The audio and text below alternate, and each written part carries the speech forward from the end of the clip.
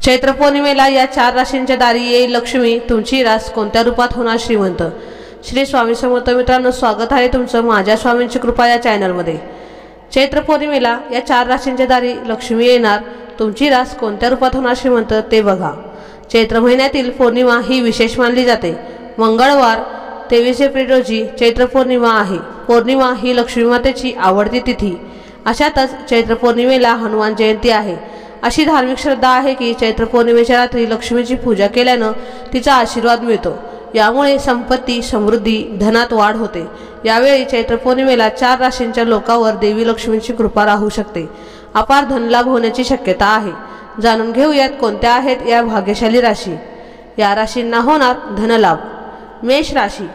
चैत्र पौर्णिमा मेष राशीसाठी फायदेशीर ठरू शकते। तुमची प्रलंबित कामं पूर्ण होऊ शकतात। तुमची आर्थिक स्थिती पूर्वीपेक्षा चांगली होण्याची शक्यता आहे। अडकलेले पैसेही परत मिळू शकतात। तुमची सामाजिक प्रतिष्ठा वाढण्याची शक्यता आहे। तुमच्या करिअरमध्ये तुम्हाला काही चांगल्या ऑफर्स मिळू शकतात। शेअर बाजार आणि लॉटरीमध्ये फायदा होण्याची शक्यता आहे। कन्या राशी। कन्या राशीच्या लोकांसाठीही चैत्र पौर्णिमा शुभ ठरू शकते। तुमचे उत्पन्नाचं नवीन स्रोत उघडू शकतात।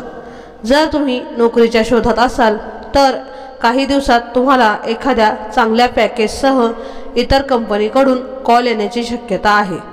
गुंतवणुकीतून चांगला नफा मिळेल, ज्यामुळे आर्थिक स्थिती मजबूत होण्याची शक्यता आहे। उत्पन्नाचे अतिरिक्त स्रोत निर्माण होऊ शकतात। वृश्चिक राशी। चैत्र पौर्णिमा वृश्चिक राशीच्या लोकांसाठी वरदानच ठरू शकते। मालमत्तेबाबत न्यायालयात खटला सुरू असेल तर निकाल तुमच्या बाजूने लागण्याची शक्यता आहे।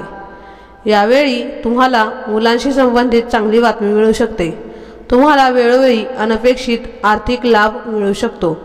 या काळात बेरोजगारांना नवीन नोकरी मिळू शकते। धनुराशी।